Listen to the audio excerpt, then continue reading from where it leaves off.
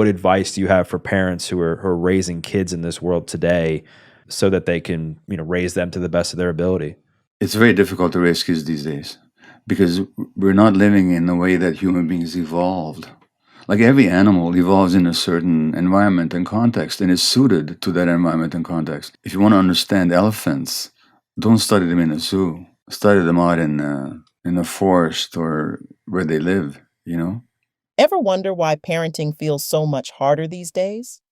Dr. Gabor Maté, a world-renowned expert with decades of experience, is about to explain exactly why.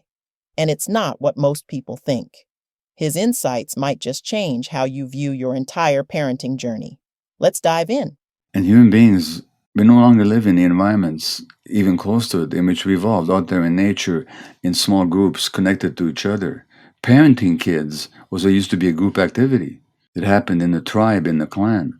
Parents had lots of support. Kids spent their whole day around their parents. It wasn't goodbye in the morning, hello in the evening, and most of our time is spent away from each other. That would never used to be the case, not throughout millions of years and hundreds of thousands of years. Now, we can't go back to that life, nor would anybody want to necessarily, but we have to understand what we've lost. So first of all, you have to understand a few things. The great Buddhist teacher Thich Nhat Hanh, who died about a year ago, he said that the greatest gift a parent can give to their child is his or her own happiness. So take care of your emotional states, because your kid is sensitive enough to be downloading your emotional states and making them their own. So if you're stressed, unhappy, depressed, anxious, addicted, believe me, your kid is going to absorb all that and make it about themselves, that there's something wrong with them. So take care of yourself. Live a life that you can live with. And if you get the first 3 years right, by the way, you got it made. So when your kids are really small, consciously make the first 3 years as stress-free and as clear of psychological dysfunction as possible. That means work on your traumas. Work on your relationship with your partner, your spouse. That's the first thing. Beginning with pregnancy, by the way. Number one. Number two, understand what the needs of children are. Needs of children are for unconditional loving acceptance in the context of a secure relationship where the child doesn't have to work to make the relationship work. The acceptance and the regard should be unconditional. Allow the child to have all their emotions. Whatever the emotions are, let the child have them, understand them. Don't force them to suppress their emotions. I'm not saying be permissive with behaviors. I'm saying don't force the child to suppress their emotions. Don't tell them not to be angry. Don't tell them to cheer up when they're sad. Validate the anger, validate the sadness. These are essential brain circuits for such feelings. Nature gave them to us for a reason. Allow the child to experience them. That way they can stay connected to themselves. This is such a powerful insight that explains why so many of us feel overwhelmed. We're not meant to parent alone. Think about it. How many of us live far from family, juggle work and childcare, and feel isolated in our parenting journey? Understanding this isn't about guilt. It's about recognizing that we need to actively build our village in today's world. Maybe that's joining a local parenting group, connecting with neighbors, or even finding online communities that truly support us. Thirdly, there's a need for spontaneous free play out in nature. Get the hell away from these devices. Don't give a 1-year-old an iPad or a cell phone. Get rid of the screens in your house when your kids are small. Have a screen in a locked room for yourself if you need one. But don't be phoning and texting and emailing around your kids, because the message they get is the device is more important than they are. Don't go for a walk with them and texting and looking at your cell at the same time. Don't give the kids these devices. They've been documentably shown to interfere with the healthy development of brain circuits. This has been shown on brain scans. So if I was raising kids today, I wouldn't let them near a screen for years. On the other hand, I would encourage them to be outdoors, be with them, play in nature, spontaneous creative play. So these are the essential needs of children. I talked about them in this book. They're difficult to provide in this culture, because if you do any of this stuff, you'll be an outlier. Because all your friends and all your kids' friends' parents will be on their cell phones all the time. So you have to make a decision not to buy into the false values of this, what I call this toxic culture. So that's some basic advice, easily said, hard to achieve, but at least these are the goals that we need to be striving for. I wish I had known this stuff when my kids were small. This hits close to home, doesn't it? But let's be real. Complete device elimination isn't practical for most of us. Instead, let's focus on creating sacred spaces in our day for genuine connection. Maybe it's device-free dinners or a golden hour after school where phones go away and we're fully present. Small changes, huge impact. That's some great tips, and I'm sure the audience is going to appreciate that. How do you feel like where's the line with coddling and like tough love when it comes to kids? Because I hear a lot of people talk about now that, kids should be able to experience some levels of stress as they get older and adversity so that they can develop healthy coping mechanisms for when they're adults. Like, what's your take on that? Well, first of all, there's no such thing as tough love. There's either tough or there's love, but there's no such thing as tough love. By tough love, they usually mean punishment and rejection, which is unhealthy. That's the first point. Discipline. We want to teach our kids discipline. Yes, we do. We don't want to teach it to them. We want them to develop discipline. But let's look at that word discipline. What's a disciple? Well, who follows you, yeah? Why did Jesus' disciples follow him? Because he loved them and they loved him. Kids, if we love them, they will follow us. They'll be our disciples. We don't have to force them into anything. It's the quality of the relationship and how gentle we are with them. Now, as to coddling kids, let them experience the stresses of life. Believe me, they will. That's how life is. We don't have to add extra stress to their lives by punishing them. They're going to have disappointments. Their friends will not want to play with them one day. Their cat will die. They may break a leg. They will lose a beloved object. Mom or dad may get sick. Their best friend will move away to a different town. These are the inevitable stresses of life. We don't have to impose stresses on kids. What we have to do is to help them cope with the stresses that naturally arise. That's not cuddling. That's just when a kid has grief because their best friend moved away, you hold them and you say, that's really sad. That makes you feel sad, doesn't it? You don't buy them a toy to make them feel better. You let them have their sadness, but you support them in that sadness. So parents who cuddle their kids, try and protect them, try and bribe them, they're not helping their kids.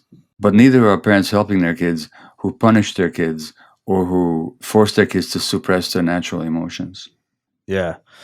Some great points. And I think what you said is spot on. Like, you don't want to try to fix their problem. You want to support them through the problem so they can get used to having support and asking for support when they're going through hard times. The last question I want to ask as we kind of bring things somewhat full circle is I think a lot of the problems that we create for ourselves, whether it's using substances to numb pain, whether it's, escaping by, staying on our phones too long or being in the wrong relationships or whatever the case is, it's because we're like afraid of being with ourselves and we're afraid of being ourselves. And we're disconnected from who we are and we're lost. What are some ways that if somebody's listening to this and they feel like they're afraid of being themselves or feeling disconnected from their true self, how can they get back to that level of authenticity? Well, first of all, if I'm afraid to be with myself, there's a good reason for it.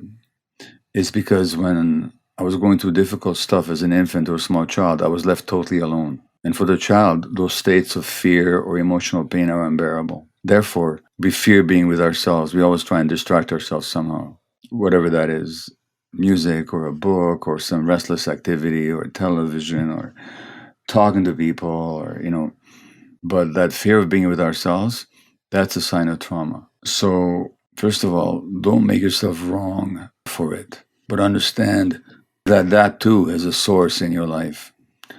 And try to understand your story, why you might have developed that fear of yourself. And realize, and this takes meditation, it takes work, it takes body work, whatever it takes, that you're not that child anymore.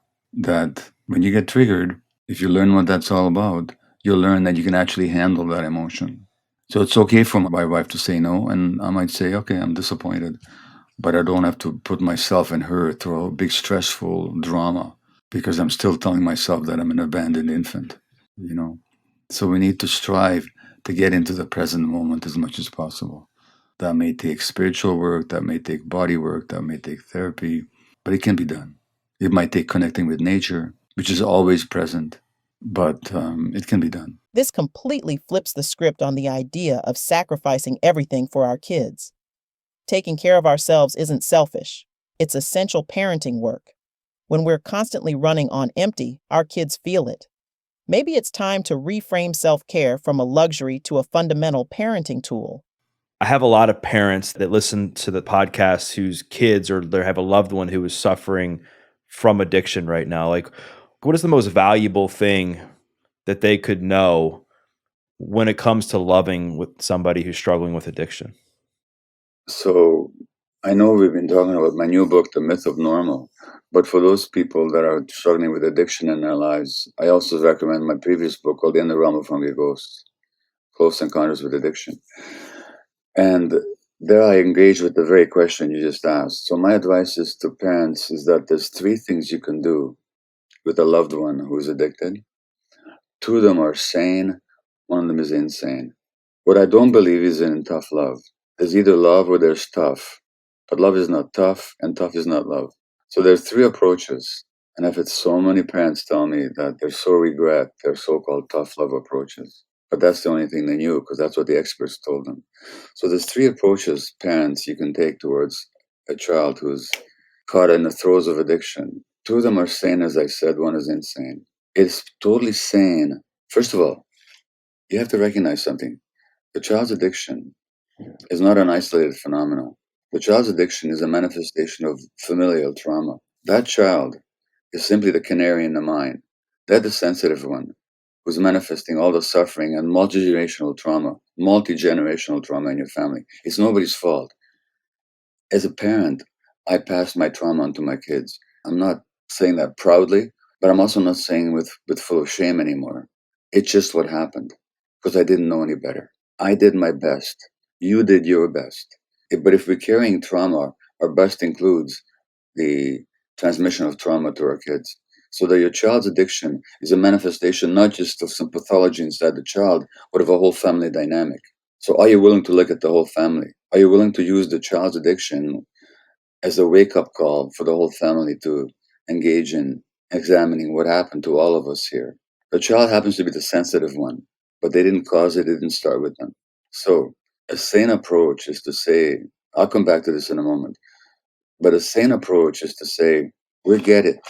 Right now, your addiction is your attempt to deal with pain in your life, and you seem not to be able to do without it. We get it. We're not going to argue with you. We're not going to try and change you. We wish it was different for you, but we'll love you and accept you no matter what happens for you. And we're going to be there for you. We're not going to put up with being lied to. We're not going to put up with being stolen from, but we're going to love you and we're going to be in your lives. And we're not going to try and change you because we realize that then change can only come from within yourself. That's a sane approach. Another equally valid approach is to say, sweetheart, we're not going to blame you for your addiction. We know that right now this is what you feel you must do, but it's too painful for us. We can't be around it. We don't know how to handle it.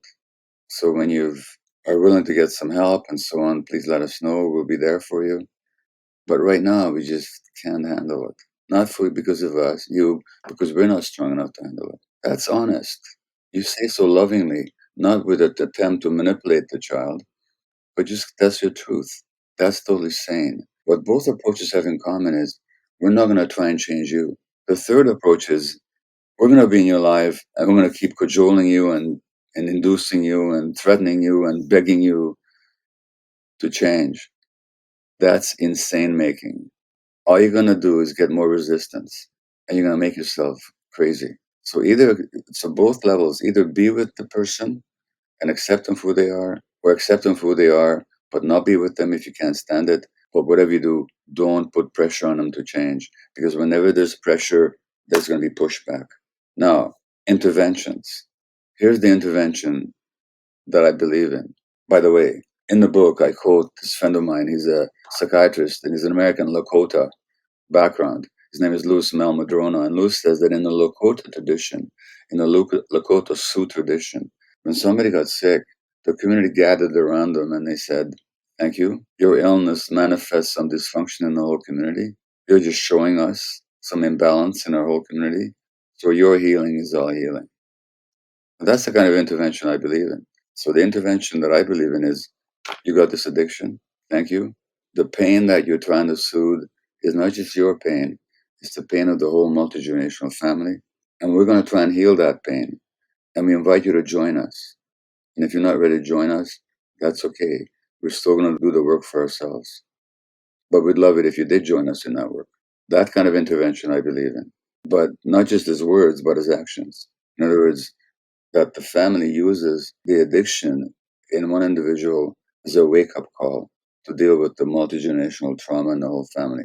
That's a beautiful intervention. So that's my answer to those parents. And believe me, I know how difficult it is to have adult children who are struggling with issues, addiction or otherwise. For a parent, there's no greater heartache.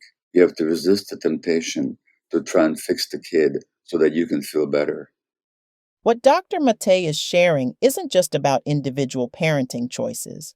It's about understanding how our modern environment affects our families and finding practical ways to create the connection our children naturally need. The challenges we face aren't personal failures. They're systemic issues that need thoughtful solutions. That was phenomenal and so well said, so well articulated, and I think parents listening to this are gonna get so much value, not only in those last few minutes, but people are gonna love this conversation. We went deep on so many things, and I think people are gonna wanna read your new book. So if you could just share with the listeners, where's the best place for them to find the book, and what's, like, the one thing you're most excited about with regards to it? Well, The Myth of Normal summarizes everything I've learned in decades of medical practice, also as a healer, and also as a person very much engaged in my own healing, which is an ongoing process. It'll be published in 25 languages. It'll be published in the States, in the UK, in Canada, where I live. You should be able to get it anywhere. I have a certain bias that people purchase books from local booksellers where those are available.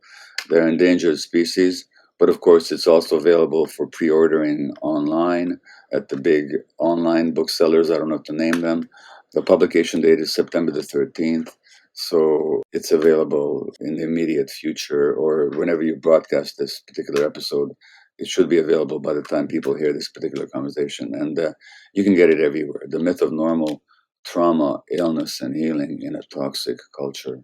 And by the way, I wrote the book with my son, and that itself was a way of working out our mutual trauma. Remember, understanding why parenting feels harder today doesn't mean we're stuck.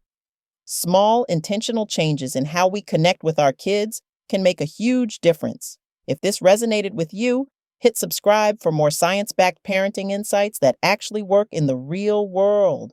Drop a heart in the comments if you're committed to finding more moments of genuine connection with your kids this week. Stay positive, stay real, and we'll see you in the next one.